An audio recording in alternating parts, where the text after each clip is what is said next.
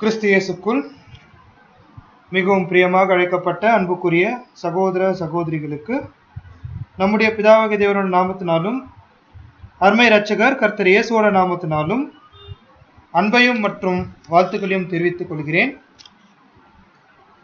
பிரியமானவர்களே, இந்த நாளில் நம்ம பார்க்கக்கூடிய பாடத்தோடைய தலைப்பு அவர் லார்ட்ஸ் லாஸ்ட் 7 days. நம்மளுடைய கர்த்தர் அவருடைய கடைசி 7 நாட்கள், அவர் லார்ட்ஸ் லாஸ்ட் 7 days. பிரியமான சகோதர சகோதரிகளே, வரக்கூடிய ஞாயிற்றுக்கிழமை கர்த்தர் இயேசுவோடைய அந்த ஒரு நினைவு கூறுதலில் அந்த அப்பம் மற்றும் அந்த திராட்சை ரசத்துல நாம் கை வைக்கிறதுக்கு முன்பதாக நிறைய காரியத்தை நம்ம தியானிச்சிருக்கிறோம், நிறைய ஸ்பிரிச்சுவல் லெசன் பார்த்துருக்கிறோம். அதுலேயும் ரொம்ப முக்கியமாக கடந்த ஞாயிற்றுக்கிழமை சகோதரர் அந்த ஒரு ஆர்டர் ஆஃப் சர்வீஸ் பற்றி எடுத்தாங்க. புதன்கிழமை மறுபடியும் சகோதரர் அந்த நீங்கக்கூடாத பாத்திரத்தை பற்றி அவர் எடுத்தாங்க. ஸோ நமக்கு போதுமான தகவல் அந்த அப்பம் மற்றும் அந்த திராட்சை ரசத்தை பற்றி இருக்கிறதுனால இந்த நாள் நம்ம என்ன பண்ணலான்னு பார்க்கும்போது ரொம்பவே ஸ்பிரிச்சுவலான லெசன். நம்மளுடைய ஆண்டவர் இந்த பூமியில் அவர் வாழ்ந்த நாட்களில் அந்த ஒரு கடைசி 7 நாட்கள் நடந்த நிகழ்வு இல்லைன்னா இந்த ஒரு நிகழ்ச்சியை மாத்திரம் நம்ம பார்க்கலாம். ஒருவேளை இந்த நிகழ்வு இந்த நிகழ்ச்சி நமக்கு எதுக்கு பயன்படும் பார்க்கும்போது அந்த ராத்திரியில கர்த்தர் கூடவே நம்ம டிராவல் பண்ணும் போது அவர் இந்த கடைசி 7 நாட்கள் அவருக்கு நடந்த அந்த ஒரு அனுபவம் நமக்கான பாடங்கள். இது நம்ம எடுத்து பார்க்கும்போது அந்த ராத்திரி நமக்கு ரொம்பவே பிரயோஜனமா இருக்கும் நம்ம பார்க்குறோம் சகோதர சகோதரிகளே. ஸோ இப்போ நம்ம பாடத்துக்குள்ளாக நேராக கடந்து போகலாம். லாஸ்ட் 7 days இப்போ டைரக்டா நம்ம பார்க்கும்போது கர்த்தர் இயேசுடைய வாழ்க்கையில இந்த பூமியில அவர் வாழும் போது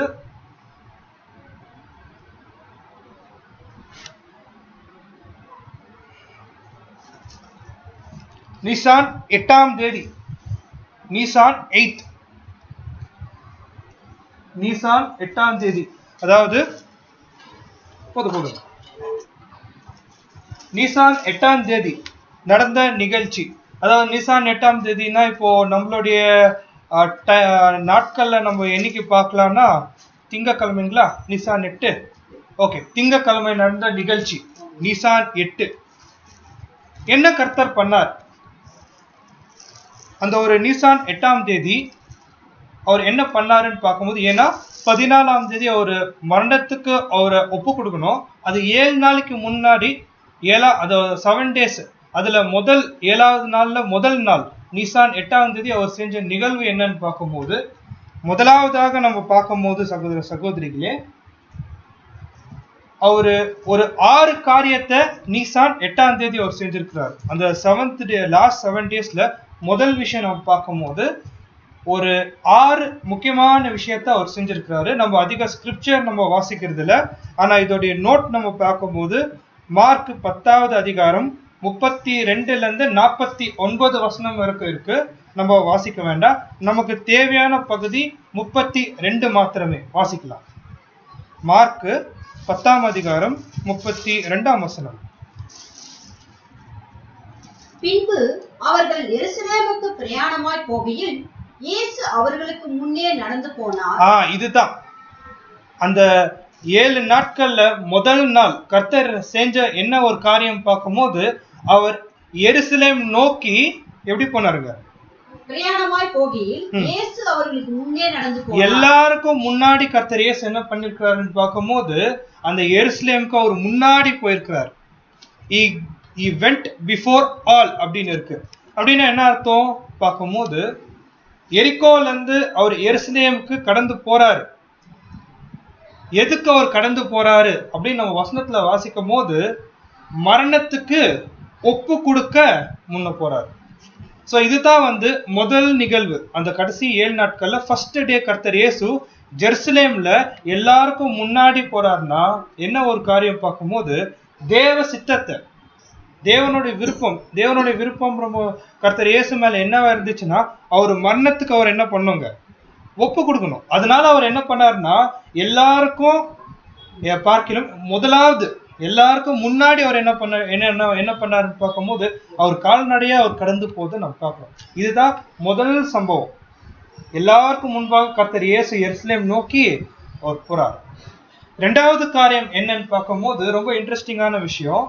ஒரு தாய் அவங்களுடைய 2 பிள்ளைகளை என்ன பண்றாங்கன்னு பார்க்கும்போது கர்த்தர் இயேசு கிட்ட ஒரு ஸ்லாக்கியத்தை கேட்கிறாங்க. என்னன்னா, ராஜ்யத்துல என்னுடைய பிள்ளைகள் 2 பேரையும் நீங்க வலது பக்கத்துல ஒருத்தர் இடது பக்கத்துல ஒருத்தர் நீங்க என்ன பண்ணுங்க, அவங்களுக்கு அந்த ஒரு ஸ்தானத்தை கொடுங்கன்னு கேட்கிறாரு.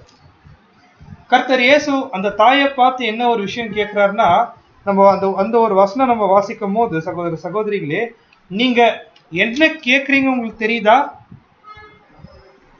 அந்த அம்மா கிட்ட கேட்கிறாரு, நீங்க என்ன கேட்கறீங்க?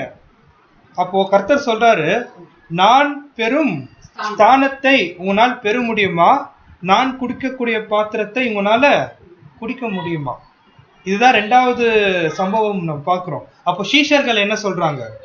எல்லாம் கூடும், எங்களால் அது என்ன பண்ண முடியும், கூடும் எனக்கூடிய ஒரு வார்த்தை சொல்றாங்க.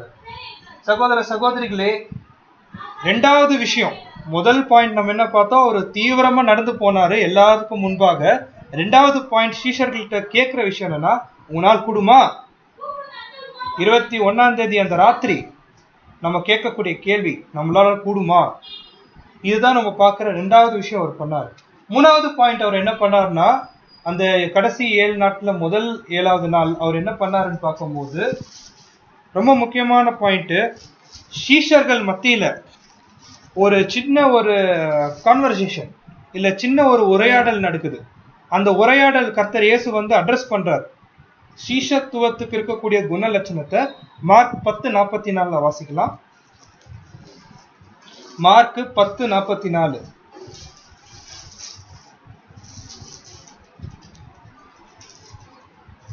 உங்களில் எவனாகிலும் முதன்மையானவனாய் இருக்க விரும்பினால் அவன் எல்லோருக்கும் ஊழியக்காரனாய் இருக்க கடவன். அங்க ஒரு ஸ்தானத்துக்கு தேவையான பிரச்சனை நடக்குது. யார் பெரியவங்க அப்படின்னு சொல்லும் போது இந்த இடத்துல கர்த்தர் சொல்றாரு, நீங்க மனத்தாழ்மையை காட்டணும். அவங்க தான் யாரா இருக்க முடியும்? வசனம் என்ன சொல்லுங்க? ஊழியக்காரனா இருக்க முடியும். ஒரு ஊழியக்காரனுக்கு தேவையான முக்கியமான குணலட்சணம் தங்களுடைய சீஷர்களுக்கு கர்த்தர் என்ன பண்றாருன்னா அங்க சொல்லி கொடுக்குறது நாம் பார்க்கிறோம். இது 3வது சம்பவம். 4வது விஷயம் என்னன்னு பார்க்கும்போது ரொம்ப இன்ட்ரெஸ்டிங்கான ஒரு விஷயம். அங்க பர்த்தலோமியோன்னு ஒருத்தர், கண்ணு தெரியாத ஒருத்தர் வராரு. அந்த பர்த்தலோமியோ வரும்போது என்ன பண்றாருன்னு பார்க்கும்போது கர்த்தர் இயேசு அவருக்கு பார்வை என்ன பண்றாரு, கொடுக்கிறார். அவருக்கு கண்ணு தெரியல, அவருக்கு கண் என்ன பண்றாரு, அந்த இடத்துல கொடுக்கறத நாம் பார்க்கிறோம். சகோதர சகோதரிகளே, இதனால பர்த்தலோமியோ அங்க அவர் கண்ணு திறந்து பார்க்கும் போது என்ன நிகழ்வு நடக்குதுன்னு பார்க்கும்போது 10 அதே மார்க் 10:46 வாசிங்க. பின்பு அவர்கள் எரிகோவுக்கு வந்தார்கள். அவரும் அவருடைய சீஷர்களும் திரளான ஜனங்களும் எரிகோவை விட்டு புறப்பட போகிற போது திமியுவின் மகனாகிய பர்த்திமேயு என்கிற ஒரு குருடன் வழியருகே உட்கார்ந்து பிச்சை கேட்டுக் கொண்டிருந்தான். அவன் நசரேயனாகிய இயேசு வருகிறார் என்று கேள்விப்பட்டு, இயேசுவே, தாவீதின் குமாரனே, எனக்கு இரங்கும் என்று கூப்பிடத் தொடங்கினான். அவன் பேசாது இருக்கும்படி அநேகர் அவனை அதட்டினார்கள். அவனோ, தாவீதின் குமாரனே, எனக்கு இரங்கும் என்று முன்னிலும் அதிகமாய் கூப்பிட்டான். இயேசு நின்று அவனை அழைத்து வர சொன்னார். அவர்கள் அந்த குருவினுடைய அழைத்து, நிலங்கொள், எழுந்திரு, உன்னை அழைக்கிறார் என்றார்கள். உடனே அவன் தன் மேல் வஸ்திரத்தை எறிந்துவிட்டு எழுந்து இயேசுவினிடத்தில் வந்தான். இயேசு அவனை நோக்கி, நான் உனக்கு என்ன செய்ய வேண்டும் என்றிருக்கிறாய் என்றார். அதற்கு அந்த குருடன், ஆண்டவரே, நான் பார்வை அடைய வேண்டும் என்றான். பாருங்க, இதுதான் ரொம்ப முக்கியமான பாயிண்ட். கர்த்தர் இயேசு என்ன வேணும்னு கேட்கும்போது, நான் பார்வை அடைய விரும்புகிறேன் அப்படின்னு சொல்லும் போது கர்த்தர் அவருக்கு என்ன பண்றாரு, அந்த ஒரு பார்வையை அவர் கொடுக்கறது நம்ம பார்க்கிறோம். சகோதர சகோதரிகளே, ஸோ இதுதான் நம்ம பார்க்கக்கூடிய 4வது சம்பவம். 5வது சம்பவம் நம்ம பார்க்கும் போது ரொம்ப இன்ட்ரெஸ்டிங்கான ஒரு பாயிண்ட். குள்ள ஜக்கேயு அவரோட வீட்டுல கர்த்தர் இயேசு என்ன பண்றாரு, அந்த விருந்துக்கு போறாரு. அது எப்போதான் அவர் போறாருன்னு பார்க்கும்போது அந்த கடைசி 7 நாட்கள்ல முதல் நாள் ஃபர்ஸ்ட் டே அவர் என்ன பண்றாருன்னா நீசான் 8ஆம் தேதி அவர் என்ன பண்றாருன்னு பார்க்கும்போது அந்த ஒரு குள்ள ஜக்கேயு ஒரு வீட்டுல அவர் போறது நம்ம பார்க்கிறோம். ஸோ அந்த குள்ள ஜக்கேயு என்ன பண்றாருன்னா அந்த மரத்து மேல ஏறி பார்க்கும்போது கர்த்தர் இயேசு திரும்பி சொல்றாரு, ஜக்கேயுவே இறங்கி வான்னு சொல்லும் போது அவர் என்ன பண்றாருன்னு பார்க்கும்போது அவர் இறங்கி வரார். ஸோ இதெல்லாம் ரொம்ப ஸ்பிரிச்சுவலான பாயிண்ட்ஸ். இந்த ஒரு கடைசி 7 நாட்கள்ல நடந்த ஒரு விஷயமா இருக்கு நம்ம பார்க்கிறோம். ஜக்கேயுவை சந்திச்ச அந்த ஒரு விஷயம் கூட அந்த 7வது, அதாவது முதல் நாள்ல நம்ம நடக்கிறத நம்ம பார்க்கிறோம். சரி, நெக்ஸ்ட் 6வது பாயிண்ட் நம்ம பார்க்கும்போது ரொம்பவே பியூட்டிஃபுல்லான ஒரு பேரபிள் என்ன பண்ணியிருக்காருன்னா கர்த்தர் இயேசு பேசியிருக்கிறார். என்ன பேரபிள் பார்க்கும்போது த பேரபிள் ஆஃப் பவுண்ட்ஸ், ராத்தல் பற்றியான ஓமை என்ன பண்ணியிருக்கிறாருன்னா அந்த ஒரு முதல் நாள்ல அவர் என்ன பண்ணியிருக்கிறாருங்க பேசியிருக்கிறார். ஸோ சகோதர சகோதரிகளே, நம்மள அநேக பேர் விசேஷமாக நம்ம பார்க்கும்போது வாட்ஸ்அப் குரூப்ல நிறைய போஸ்ட் நீங்க போடுறீங்க. கர்த்தர் இயேசு அந்த 7 நாட்கள் என்னெல்லாம் பண்ணாங்கன்னு. ஸோ அதுல முதல் நாள் அவர் என்னெல்லாம் காரியம் பண்ணாருன்னு நம்ம பார்க்கும்போது முதலாவதாக அவர் என்ன பண்ணாருன்னா எல்லாத்துக்கும் முன்பாக போனார். தேவ சித்தத்தை செய்யறதுக்கு எல்லாருக்கும் முன்பாக போனார். உங்க நாள் கூடுமா அப்படின்னு கேட்டார். சீஷர்களுக்கு மனத்தாழ்மை எனக்கூடிய மிகப்பெரிய குணலட்சணத்தை கற்றுக் கொடுத்தார். கண்ணு தெரியாதவருக்கு பார்வை வேணும்னு சொல்லும் போதே அந்த ஒரு ஞானம், அந்த ஐஸ் ஆஃப் அண்டர்ஸ்டாண்டிங் அவர் என்ன பண்ணாரு, அந்த ஞானத்தை அவங்க கொடுக்கறது நம்ம பார்க்கிறோம். அங்க அந்த ஒரு பர்த்தலேமியுக்கு அந்த நேரத்துல பார்வையா இருந்தாலும் நமக்கு சீஷரா இருக்கக்கூடிய நமக்கு இன்னும் நமக்கு தெரியாத சத்தியங்கள்லாம் இருக்கு. அது நம்ம தெரிஞ்சுக்கணும் எனக்கூடிய ஒரு பாயிண்ட், ஒரு ஸ்பிரிச்சுவலா நம்ம எடுத்து பார்க்கலாம். சரி, நெக்ஸ்ட் ஒரு கடைசி ஒரு பாயிண்ட் அந்த ஒரு முதல் நாள்ல பார்க்கும்போது அது ஜக்கேயு அவர் என்ன பண்றாருன்னு பார்க்கும்போது அவர் மேலேருந்து கீழே இறங்கி வராரு. அவர் அவ்வளவு பெரிய ஆயக்காரன். அந்த ஆயக்காரன் எல்லாத்தையும் வித்துட்டு வராருன்னா இது எதை குறிக்குதுன்னா அவரோட அர்ப்பணிப்பை குறிக்குது, கான்சிக்ரேஷன், அந்த ஒரு மனநிலையை குறிக்குது நம்ம பார்க்கிறோம். ஸோ 6வது விஷயம் நம்ம பார்க்கும்போது அந்த பேரபிள் ஆஃப் பவுண்ட்ஸ். அந்த பேரபிள் ஆஃப் பவுண்ட்ஸ்ல நம்ம என்ன ஒரு முக்கியமான பாயிண்ட்டை பார்க்குறோம்னு பார்க்கும்போது அந்த ராத்தல் நமக்கு கர்த்தர் கொடுத்திருக்கிற அந்த ஒரு நீதிமான் எனக்கூடிய நிலை. ஸோ இந்த ஒரு 6 விஷயம் தான் அந்த முதலாவது நாள் அவர் என்ன பண்ணிருக்கிறாரு, அவர் செஞ்சிருக்கிறது நம்ம பார்க்கிறோம். நீசான் 8ஆம் தேதி முதலாவது நாள் அவர் செஞ்ச இந்த ஒரு காரியங்கள் நமக்கான ஸ்பிரிச்சுவல் பாயிண்ட் பிரசன்டேஷன் ஸ்லைட்லயே இருக்கு, நீங்க பார்த்து தெரிஞ்சுக்கலாம். வசனங்கள் கூட நீங்க என்ன பண்ணிக்கலாம்னா எடுத்துக்கலாம் சகோதர சகோதரிகளே. சரி, இப்போ நீசான் 9ஆம் தேதி டியூஸ்டே நம்மளுடைய டைம் பிரகாரம் பார்க்கும்போது என்ன நடந்துச்சு பார்க்கும்போது அந்த ஒரு மேரி மரியா அந்த பெத்தானியால லாசர் அவங்க வீட்டுல கர்த்தர் இயேசுவோடைய கால்களுக்கு அவங்க என்ன பண்ணாங்க, அந்த ஒரு பரிமள தைலத்தை பூசின ஒரு நிகழ்வு. இதை குறித்து நம்ம அதிகமா பேச வேண்டிய அவசியம் கிடையாது. காரணம் என்னன்னு பார்க்கும்போது அவங்க ஏற்ற நேரத்தில் கர்த்தருக்கு என்ன ஊழியம் செய்யணும்னு அவங்க நினைச்சாங்களோ அதை அவங்க செஞ்சுட்டாங்க. ஒரு வேலை அவங்க கொஞ்சம் தாமதப்படுத்திருந்தா கூட என்ன இருக்கும், இல்ல ஒரு வாரம் அப்புறம் நம்ம அந்த கர்த்தருக்கு அந்த ஊழியம் செய்யணும் கூட அவங்க செய்யறதுக்கு ரெடியா இருந்தாலும் கர்த்தர் அங்க என்ன பண்ணிருக்க மாட்டாரு, அங்க இருந்துக்க மாட்டாங்க. அது ஒரு முக்கியமான நிகழ்வு சகோதர சகோதரிகளே. இங்க நம்ம பார்க்கும்போது அந்த அம்மா அந்த பூசின் அந்த தைலத்தோடைய வேல்யூ சொல்லும் போது ரிசல்ட் சொல்லும் போது அது ஒரு $10,000 இருக்கும் இந்த நாட்கள்ல அவர் குறிப்பிடும் போது.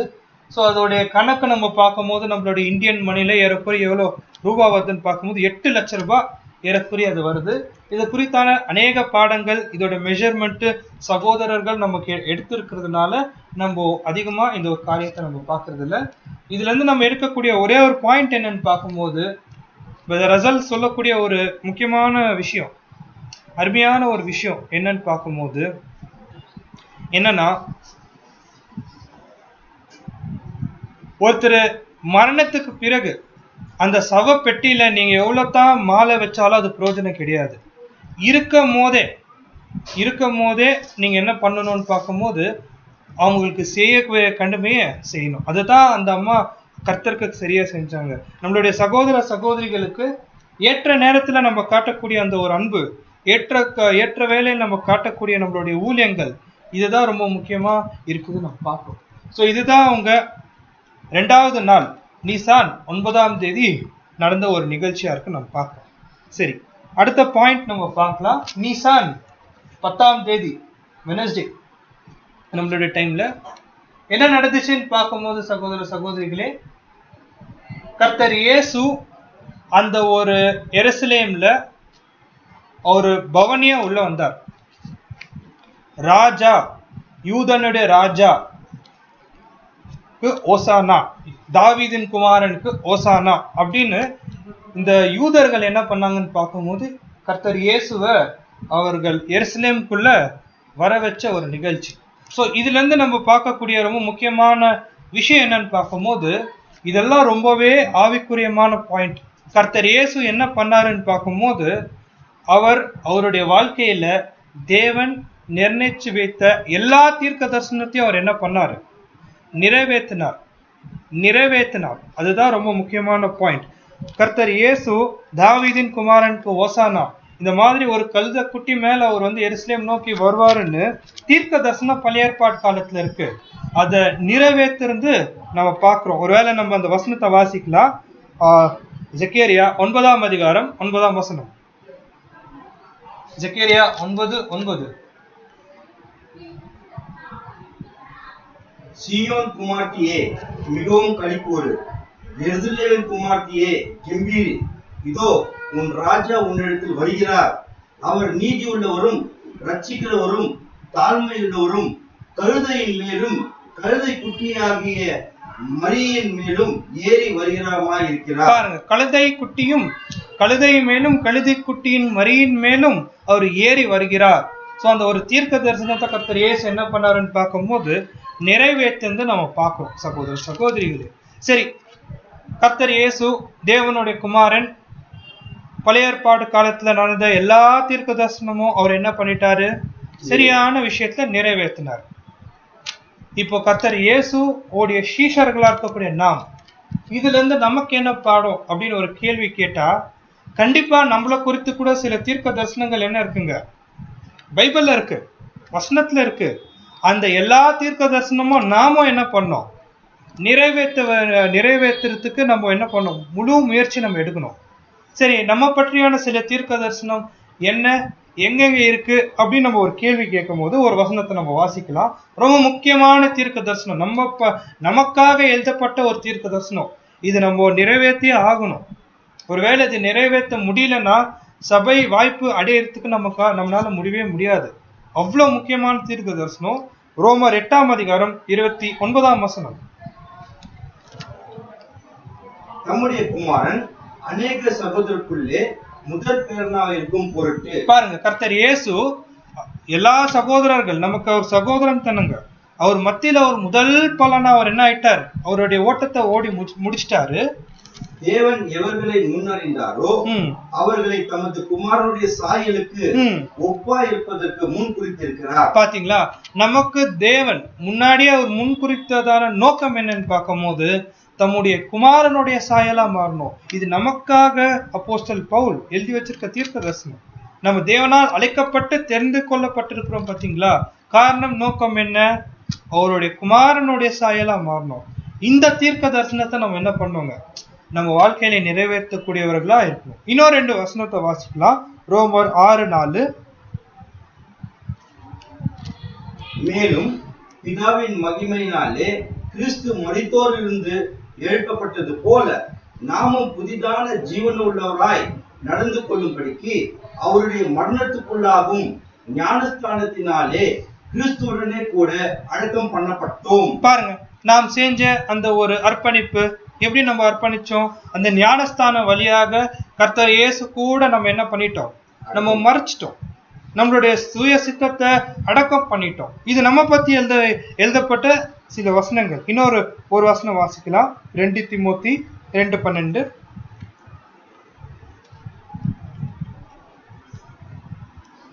2 தீமோத்தி 2ஆம் அதிகாரம் 12ஆம் வசனம். அவரோடு கூட பாடுகளை சகித்தோமானால் அவரோடு கூட ஆளுகையும் செய்வோம். நாம் அவரை மறுதலித்தால் அவரும் நம்மை மறுதலிப்பார். பாருங்க, அவரோட கூட பாடுகள் பட்டால் அவரோட கூட என்ன நம்ம பண்ணுவோம்? அந்த ஒரு ஆளுகையும் செய்வோம். நம்ம அந்த ஒரு வார்த்தையை நம்ம பார்த்திருக்கிறோம். இப்போ அந்த ஒரு 21ஆம் தேதி அந்த இரவு நம்ம அந்த பாத்திரத்தை எடுக்கும் போது நம்ம என்னத்தை அக்னாலஜ் பண்றோம்? கர்த்தரே, உங்களை போல நாங்க என்ன பண்ண போறோம்? பாடுகளை நம்ம என்ன பண்ண போறோம்? நாங்க வாங்க போறோம். அப்படி அந்த பாடுகள் வாங்கும் போது என்ன நடக்கும்னு பார்க்கும்போது கண்டிப்பா அந்த பாடுகளை கர்த்தர் இயேசு போல நம்ம பாடுபட்டு மறித்தோம்னா அதுக்கே உரிதான ஆசீர்வாதம் நமக்கு என்ன இருக்குங்க?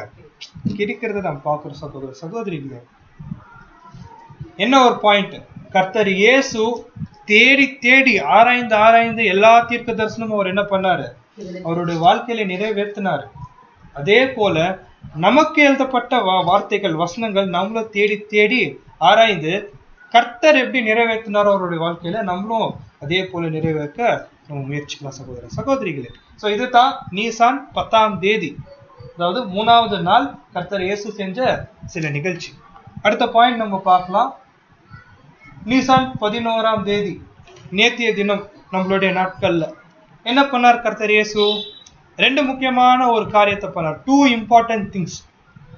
பாருங்க, பாயிண்ட புரிஞ்சுக்கோங்க. தாவீதின் குமாரன் ஓசானா அந்த ஒரு ராஜ கம்பீரத்தோட வந்துட்டு பெருக்க கர்த்தர் இயேசு செஞ்ச 2 நிகழ்ச்சி. ஒன்னு என்னன்னு பார்க்கும் போது அந்த அத்தி மரத்தை சபிக்கிறது. இது வரைக்கும் கர்த்தர் இயேசு இந்த மாதிரி நடந்துக்குதே இல்லை. சபிச்சார் அந்த ஒரு மரத்தை பார்த்து. என்ன போய் பார்க்கறாரு, கனி இல்ல, அங்க சபிக்கிறாரு, அது பற்று போயிடுச்சு. இது ஒரு நிகழ்ச்சி. 2வது நிகழ்ச்சி என்னன்னு பார்க்கும் போது அந்த தேவாலயத்தை அவர் என்ன பண்றாரு, சுத்திகரிக்கிறார். இது 2வது நிகழ்ச்சி.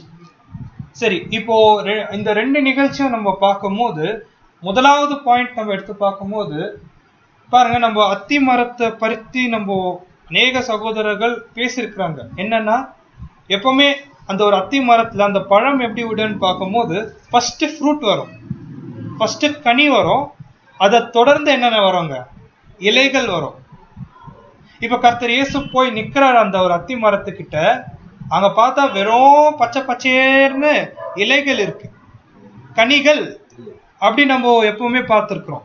ஆனா இப்ப ரசல் அவங்க சொல்லும் போது அந்த இலைகள் வந்துடுச்சு அப்படின்னா நீங்க டிசீவ் ஆயிட்டீங்க அப்படின்றாரு. அப்படின்னா அந்த இலைகள் வரத்துக்கு வஞ்சிக்கப்பட்டீங்கன்னு ரசல் சொல்றாங்க. காரணம் என்னன்னு பார்க்கும்போது அந்த இலை வரத்துக்கு கொஞ்ச காலம் முன்னாடி கனிகள் என்ன ஆயிட்டு இருக்கு, அறுக்கப்பட்டிருக்கு. இல்லைன்னா அந்த கனிகள் என்ன ஆயிட்டு இருக்குங்க, அறுவடைக்கு முதிர்ந்து இருக்கு. இப்ப கர்த்தர் இயேசுவோடைய விஷயத்துல நம்ம கூர்ந்து பார்க்கும் போது அந்த அத்தி மரம் யாரை குறிக்குது நம்ம பார்க்கிறோம், இஸ்ரேல் ஜனங்களை குறிக்குது, அந்த யூத ஜனங்களை குறிக்குது. இப்ப கர்த்தர் இயேசு வந்து பார்க்கிறாரு, வெறும் பச்சை பச்சேர்னு இலையா இருக்கு அப்படின்னா என்ன அர்த்தம், அது கொஞ்சம் முன்னாடி கனிகள் என்ன ஆயிட்டு இருக்கு, அறுவடையா இருக்கு.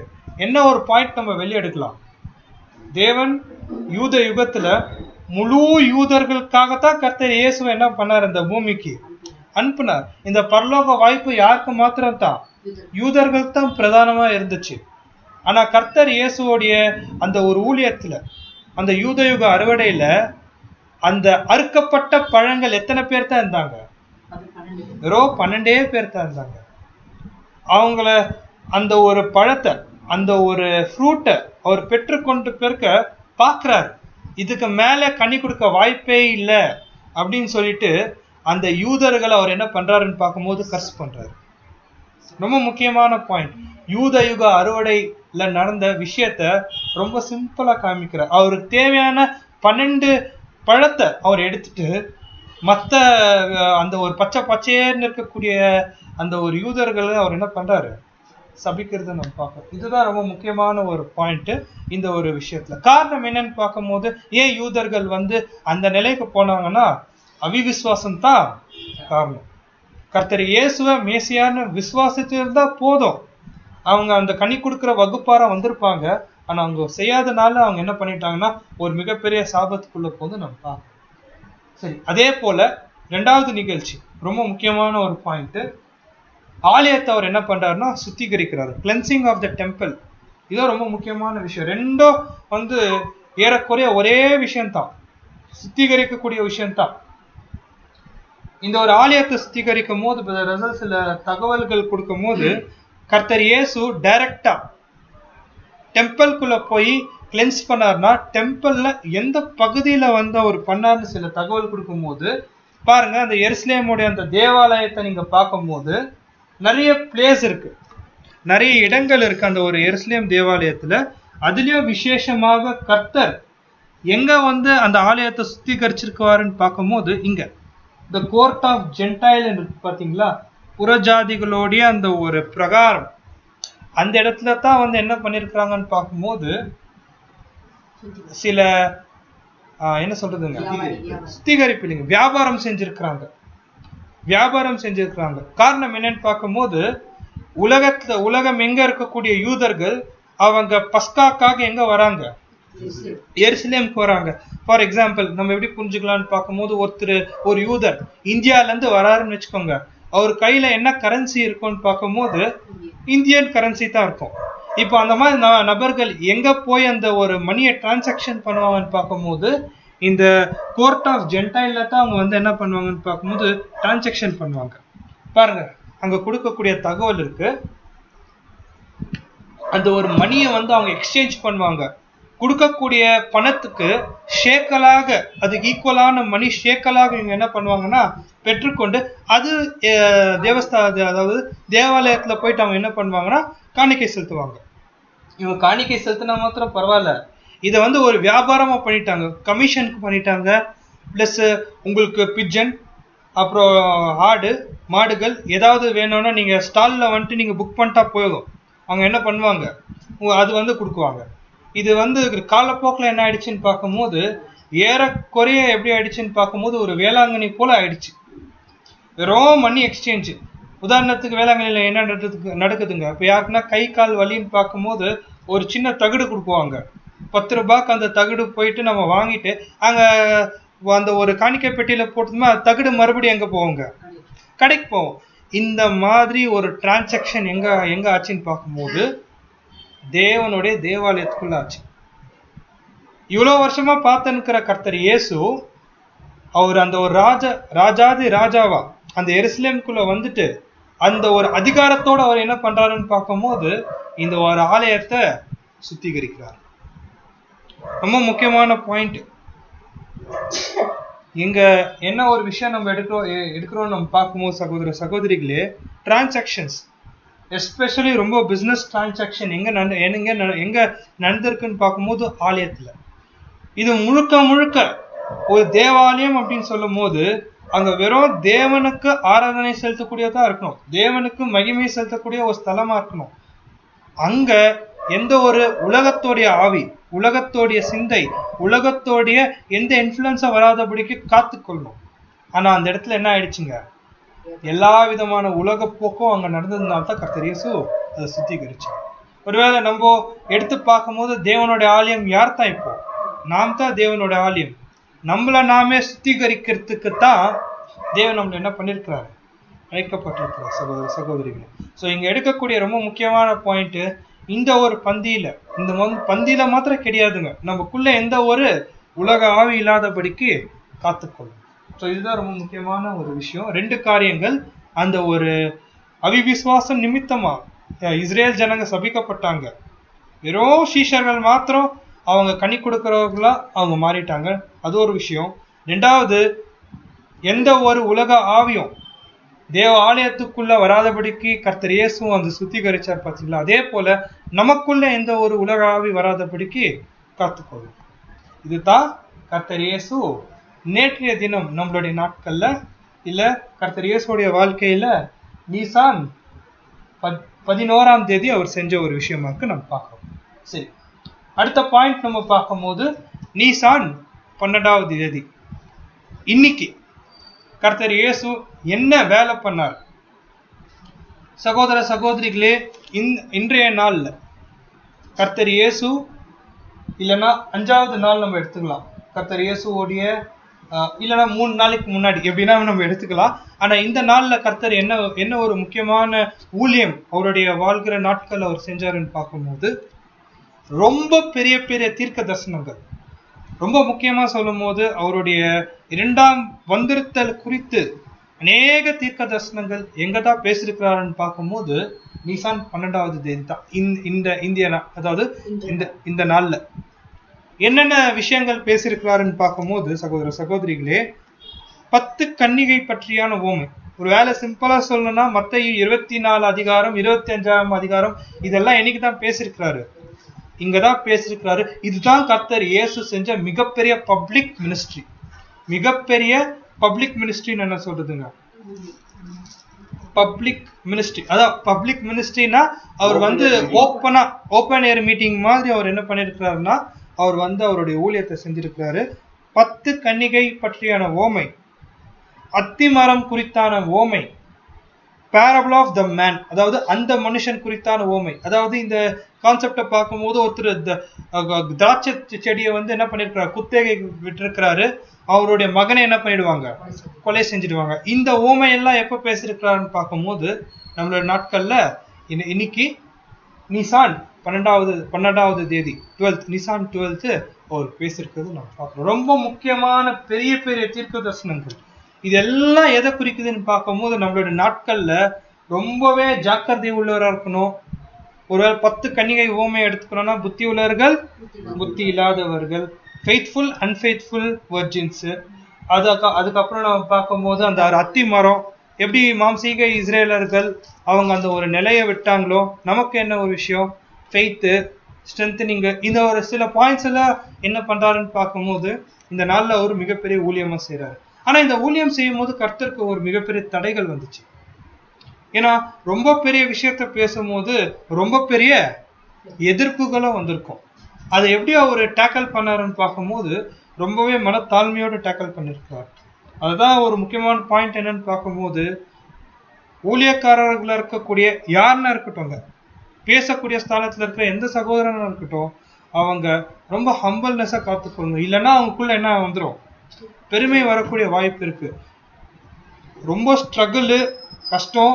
இதை மத்தியில கர்த்தர் இயேசு அவர் என்ன பண்ணிருக்கிறாருன்னு பார்க்கும்போது இந்த ஒரு பப்ளிக் மினிஸ்ட்ரி, இன்னும் சிம்பிளா சொல்ல போனா இதுதான் அவருடைய கடைசி பப்ளிக் மினிஸ்ட்ரி. ஒர்க் பண்ணா ஜனங்க மத்தியில இதுதான் இந்த நாள்ல தான் அவர் கடைசியா பேசி முடிச்சிருக்காரு. நீசான் 12வது நாள். சரி, இப்போ நாளைய தினம் நீசான் 13, பஸ்காக்கு ஒரு நாளுக்கு முன்னாடி என்ன பண்ணிருப்பார் கர்த்தர் இயேசுன்னு பார்க்கும்போது அந்த நாள்ல எந்த விஷயமும் பண்ணல. அதுதான் ரொம்ப பியூட்டி. அந்த நாள்ல எதுவுமே பண்ணல. அவர் என்னதான் பண்ணிருக்கணும்னு பார்க்கும்போது மறுநாள் அவருக்கு மிகப்பெரிய டாஸ்க் இருக்குங்க. உலக ரட்சகரா இந்த உலகத்தையே மீட்கக்கூடிய வாய்ப்புல கர்த்தர் இயேசு நிக்கிறாரு. அவர் என்ன பண்ணிருப்பார்னா அமைதியா செல்ஃப் எக்ஸாமின் பண்ணிருப்பாரு. ஏதாவது தீர்க்க தரிசனம் மிஸ் பண்ணிட்டேன்னா செக் பண்ணிருப்பாரு. நாளைக்கு நான் நிறைவேற்றக்கூடிய தீர்க்க தரிசனம் ஏதாவது உண்டா, ஒருவேளை அது ஒருவேளை இருந்தா அது எவ்வளவு சிஸ்டமேட்டிக்கா பண்ணணும், சீஷர்களுக்கு நான் என்ன ஒரு மெசேஜ் சொல்லணும், அந்த ஒரு மேல் வீட்டு அறையில அந்த பஸ்காவை எப்படி அனுசரிக்கணும், அந்த பஸ்காவை அனுசரிச்சுட்டு பிறகு அந்த அப்பமும் அந்த திராட்சை ரசத்துல இருந்து சீஷர்களுக்கு நான் என்ன ஒரு லெசன் கொடுக்கணும், இதெல்லாம் அவர் என்ன பண்ணிருக்கிறாரு பார்க்கும்போது மெடிடேட் பண்ணிட்டு, அதாவது அந்த ஒரு 14வது நாள் அந்த நாளுக்குள்ள அவர் என்னென்ன செஞ்சு முடிக்கணும்னு அவர் கிளியரா வந்து அவர் என்ன பண்றாருன்னு பார்க்கும்போது அந்த நாள்ல பிளான் பண்றாரு. அதுதான் தியானம் பண்றாரு. தான் ரொம்ப முக்கியமான ஒரு வார்த்தை. நீசான் 13ஆம் தேதி கர்த்தர் இயேசு அவருடைய ஊழியத்திலிருந்து ரிட்டையர்ட் ஆகிறார். ரிட்டையர்ட் ஆகிட்டு அவர் அமைதியா மெடிடேட் பண்றது நம்ம பார்க்கலாம். ஸோ இப்போ நீசான் மாதம் 14ஆம் தேதி நம்மளுடைய டேட்ல 21ஆம் தேதி ஞாயிற்றுக்கிழமை, கர்த்தருடைய நாட்கள்ல நீசான் 14th என்ன பண்ணியிருக்கிறார் கர்த்தர் இயேசு, அந்த மேல் வீட்டு அறையில நிறைய காரியங்கள் அவர் செஞ்சிருக்கிறார். விசேஷமா தன்னுடைய சீஷர்களை நீங்க போங்க, அந்த பஸ்காக்காக தேவையான எல்லா விஷயத்தையும் வாங்குங்க, ஒருத்தர் தண்ணீர் கூட எடுத்துன்னு போவாரு, அவர் பின்னாடியே போங்க, ஒரு மேல் வீட்டு அறைய ஆயத்தம் பண்ணுவாரு, எல்லா காரியமும் சொல்லிட்டு அந்த பஸ்கா அனுசரிச்சிருக்கும் போது சீஷர்களுக்குள்ள ஒரு பிரச்சனை ஆகுது. யார் பெரியவன்? அப்ப கர்த்தர் இயேசு என்ன பண்றாருன்னு பார்க்கும்போது அவர் சீஷர்களுடைய கால்களை கழுவுறார். எப்படி கழுவுறாருன்னு பார்க்கும்போது அவர் பந்திலிருந்து ஃபர்ஸ்ட் ஒரு எழுந்துறார். அவர் ஏஞ்சிட்டு அறையை கற்றிக்கொண்டு உணஞ்சி தன்னுடைய சீஷர்களுடைய கால் என்ன பண்றாருன்னு பார்க்கும்போது கழுவுறார். ரொம்ப முக்கியமான வசனம் என்னன்னு பார்க்கும்போது யோவான் 13ஆம் அதிகாரம் 14ஆம் வசனம் ரொம்ப முக்கியமான வசனம். இந்த ஒரு விஷயத்தை கர்த்தர் இயேசு சீஷர்களுக்கு சொல்றது இல்லை, மாறாக அவர் என்ன பண்றாருன்னு பார்க்கும்போது இறங்கி அவர் செய்யறாரு. செஞ்சுட்டு பிறகு ஒரு மிகப்பெரிய வார்த்தை சொல்றாரு. என்னன்னு பார்க்கும்போது யோவான் 13:14 ஆண்டவரும் போதகருமாகிய நானே உங்கள் கால்களை கழுவினது உண்டானால் நீங்களும் ஒருவருடைய காலை ஒருவர் கழுவப்படுவீர்கள். பார், நீங்களும் ஒருவருடைய கால்களை ஒருவர் என்ன பண்ணுங்க, கழுவுங்க. சோ இது ரொம்ப முக்கியமான சத்தியம், ரொம்ப முக்கியமான சத்தியம். நம்மளுடைய அருமை சகோதர சகோதரிகளுக்கு நம்ம கால்களை கழுவது என்றால் ஊழியம் ஏறெடுக்க வேண்டும். ஸோ அந்த ஒரு ஊழியம் வாய்ப்பு, அந்த ஒரு சர்விட்யூட் ஆட்டிடியூட் தான் ரொம்ப ஹம்பலா நம்ம செய்வர்களா காணப்படணும். ஏன் கர்த்தர் இயேசு இந்த ஒரு செயல் பண்ணார், எங்க பண்ணார், அதான் ரொம்ப முக்கியங்க. மேல் வீட்டு அறையில பண்ணார். மேல் வீட்டு அறைனா அந்த இடத்துல கர்த்தர் இயேசு அந்த அப்பமோ ரசமோ காமிக்கக்கூடிய அந்த ஒரு நேரத்துல பண்ணார்.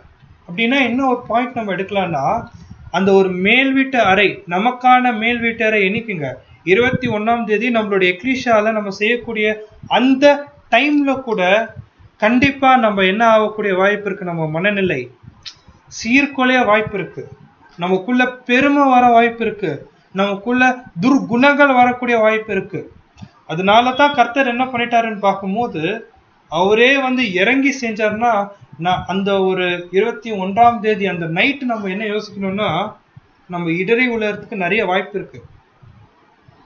அந்த ஒரு கடைசி மூமெண்ட்ல கூட அபாத்திரமாக வாய்ப்பு இருக்கு. ஸோ அந்த ஒரு எச்சரிப்பை நமக்குள்ள கொண்டு வர கர்த்தர் இயேசுவே என்ன பண்றாரு, பயப்பட வேண்டாம், கர்த்தர் இயேசுவே ஊழியம் பண்றாரு. அதுதான் நம்மளுடைய மனநிலையா இருக்கணும். அந்த நேரத்துல யாரு என்ன அனுசரிக்கிறாங்க, நமக்கு வேண்டப்பட்டவர்களா வேண்டாதவங்களா யாருன்னா வரலாம்.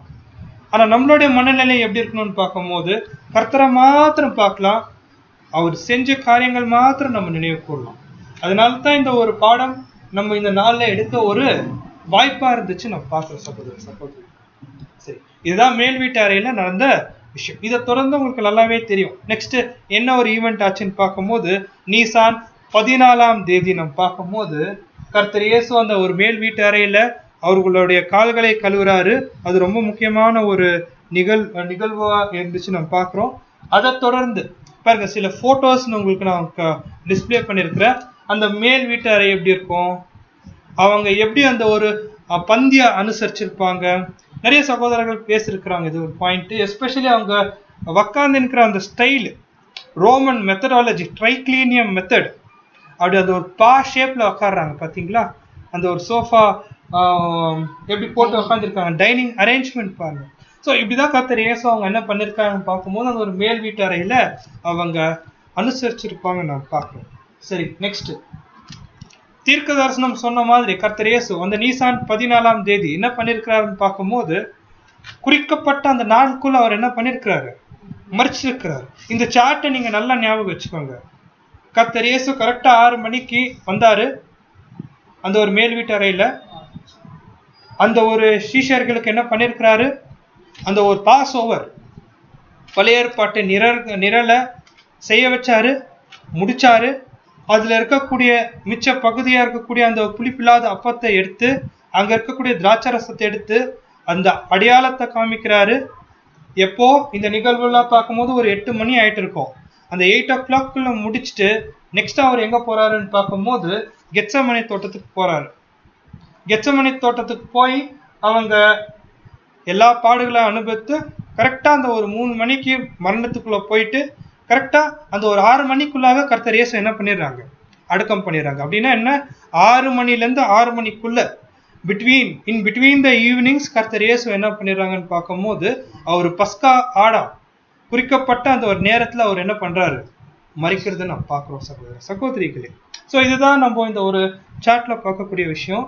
பட் ரொம்ப விசேஷமா நம்ம அந்த ஒரு 14ஆம் தேதி அந்த அப்பத்தையும் திராட்சை ரசத்தையும் நம்ம எடுத்துட்டு பிறக்க சில விஷயங்கள் நம்ம திங்க் பண்ணலாம், யோசிக்கலாம் அப்படின்னு சொல்லும் போது மறுபடியும் இந்த ஒரு பாடத்தை சகோதரங்க மத்தியில் எடுத்துட்டாங்க. நம்ம அதிக எக்ஸ்பிளனேஷன் கொடுக்க தேவையில்லை. அந்த டைம் லைன் நீங்கன்னு பார்த்துங்க, எந்தெந்த நேரத்துல என்னென்ன சம்பவங்கள் நடந்துச்சுன்னு நம்ம பார்க்கும்போது பாருங்க, அந்த ஒரு ப்ராஃபட்டிக்கல், அதாவது நடந்த சில காரியங்கள் நம்ம பார்க்கும்போது கர்த்தர் இயேசு எப்படி அந்த ஒரு மேல் வீட்டு அறையிலேருந்து விட்டு அவர் கெத்செமனே தோட்டத்துக்கு போகும்போது ஏறக்குறைய ஒரு 9 மணி 9 o'clockலாம் கெத்செமனே தோட்டத்துக்கு அவர் போயிடுறாரு. போயிட்டு அவர் ஜெபிக்கிறார் கர்த்தர்கிட்ட, இந்த பாத்திரம் நீங்க கூடுமானால் நீங்க கழுவது. தேவன் அந்த இடத்துல எந்த ஒரு பதில சொல்றது இல்ல. தேவனே உங்களோட சித்தம் அப்படின்னு சொல்லி ஒப்பு கொடுக்கும் போது கரெக்டா ஒரு 12 o'clock ஆகுது நைட்டு 14th. அதுக்குள்ளேயே தான், அந்த நாளுக்குள்ளேயே தான் நடக்கிற நிகழ்ச்சி. யூதாஸ் வந்து என்ன பண்றாருங்க, முத்தத்தால் காட்டி கொடுக்குறாரு. அந்த முத்தத்தால் காட்டி கொடுத்துட்டு பிறகு அந்த ஒரு 12:30 மணிக்கு 12:30க்கு என்ன பண்றாங்கன்னா அந்த ஒரு அண்ணாவோட அரண்மனைக்கு கொண்டு போறாங்க. முதலா கர்த்தர் இயேசுவோடைய கன்னத்துல அண்ணாவோடைய அந்த ஒரு சோல்ஜர் அவர் என்ன பண்றாருன்னா கர்த்தர் இயேசு அடிக்கிறாங்க. அதை தொடர்ந்து என்ன நடக்குதுன்னு பார்க்கும்போது கர்த்தர் இயேசுவை விசாரிக்கிறாங்க. இப்போ 1 மணிக்கு கைப்பா கிட்ட போறாங்க. 2:30 மணிக்கு இதெல்லாம் பார்த்த பேதுரு கர்த்தர் இயேசு என்ன பண்றாருங்க 3 முறை மறுதளிக்கிறாரு. இத கர்த்தரோ பாக்குறாரு. கோழி கூறத்துக்கோ கர்த்தர் பாக்குறதுக்கோ பேதுரு மறுதளிக்கிறதுக்கோ இந்த நிகழ்வு எல்லாம் பார்க்கும் போது பேதுரு நொறுங்கி போறாரு. ஒரு 2:30 மணி நைட் நடக்கக்கூடிய ஒரு சம்பவம். அதை தொடர்ந்து 4:30 மணிக்கு விடிய காலையில 4:30 மணிக்கு மறுபடியும் கைப்பா கிட்ட போகும்போது, கைப்பா நீ தேவனுடைய குமாரனானால் நீ சொல்லுன்னு சொல்லும்போது கர்த்தர் இயேசு அக்னாலேஜ் பண்ணும் போது அவருடைய வஸ்திரங்களா கிழிச்சு கர்த்தர் இயேசுவை எங்க கொண்டு போறாருங்க, பிலாத்து கிட்ட கொண்டு போறாரு. 5 மணி காலையில பிலாத்தை எழுப்பி கர்த்தரை முன்ன நிக்க வைக்கிறாங்க. பிலாத்து ஒரு நிறைய இன்வெஸ்டிகேஷன் பண்றாரு, நிறைய விசாரணை செய்யறாரு. செஞ்சு ஒரு விஷயத்த புரிஞ்சுக்கிறாரு. நம்ம கிட்ட இந்த ஒரு கேஸ் நிக்காது, நம்ம பேசாம யார் கையில கொடுத்துடலாங்க, ஏரோது கையில கொடுத்துடலான்னு ஏரோது கிட்ட போறாங்க. ஒரு 5:30 மணிக்கு காலையில ஏரோதோ அவர் என்ன பண்ணிடுறாருன்னா பிலாத்துக்கிட்டே அனுப்புன்னு 6:30 மணிக்கு பிலாத்து கிட்ட போறாரு. பிலாத்து ஒரு 6 டைம்ஸ் அவர் என்ன பண்றாருன்னு பார்க்கும்போது கர்த்தர் இயேசுவை குற்றம் இல்லாதவர்னு புரிஞ்சுக்கிறாரு. ஏதாவது ஒரு விஷயம் சொல்லி இந்த கேஸ் அந்த விட்டு நான் எஸ்கேப் ஆயிடலான்னு பிலாத் என்ன பண்றாருன்னு பார்க்கும்போது நிராகரிக்க ட்ரை பண்றாரு. ஆனாலும் என்ன ஆகுறது இல்ல, ஒன்னும் பண்ண முடியறது இல்ல பிலாத்துனால. கடைசியா கேக்குறாங்க பரபாசா கர்த்தர் இயேசுவான்னு. அப்போ கூட இஸ்ரேல் ஜனங்க யாரதான் சொல்றாங்க, பரபாசா தான் வேணும்னு. காலையில 7:30 மணிக்கு கத்துறாங்க பரபாஸ் தான் வேணும்னு. கடைசியா ஒரு வார்த்தை சொல்றாரு, இதோ உங்களுடைய யூதனுடைய ராஜா. சொல்லும் போது நீங்க ரோமருக்கு எதிராக நீங்க செயல்படுறீங்க அப்படின்னு சொல்லும் போது காலையில 8 மணிக்கு பிலாத்துனால என்ன பண்ண முடியலன்னு பார்க்கும்போது அதுக்கு மேல ஒண்ணுமே பண்ண முடியல. அவர் என்ன பண்ணிடுறாருன்னா கர்த்தரை சிலுவையில அறையுங்கன்னு சொல்றாரு. அங்கத்துல இருந்து ஒரு 1/2 மணி நேரம் ஜெர்னி. கரெக்டா 9 மணிக்கு கர்த்தர் இயேசு என்ன பண்றாருன்னு பார்க்கும்போது அந்த சிலுவையில இருக்கிறாரு.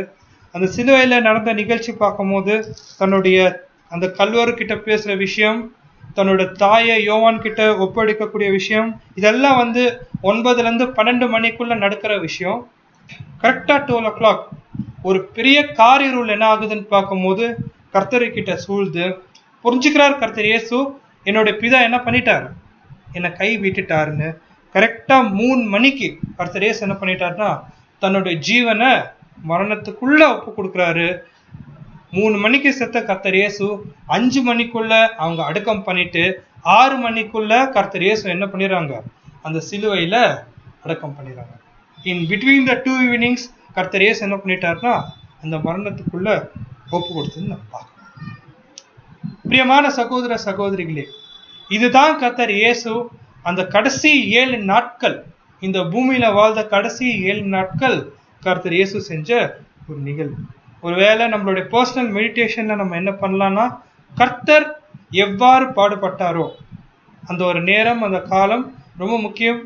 அதே போல நம்மளுடைய மனசும் ஒருவேளை நம்மளுடைய வாட்ச்ல 9 மணி நம்ம பார்த்தா கர்த்தர் கெஸ்தமணிக்கு கடந்து போயிருப்பாரு, 10 மணி பார்த்தா இல்ல நைட் 1 மணி நம்ம ஒருவேளை முழிச்சுட்டு இருந்தா இந்த ஒரு சம்பவத்தை நம்ம கண் முன்னாடி கொண்டு வரும்போது கண்டிப்பா கர்த்தர் இயேசு நம்ம கண் முன்னாடி இருப்பாரு.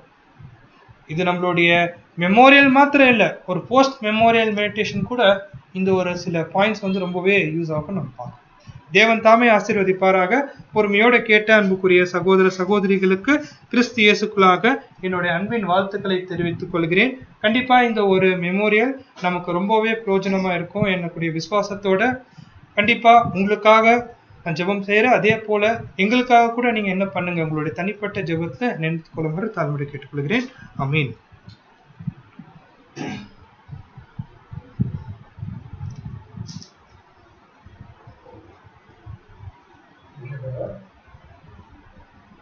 My dear brothers and sisters in Christ Jesus, very good day.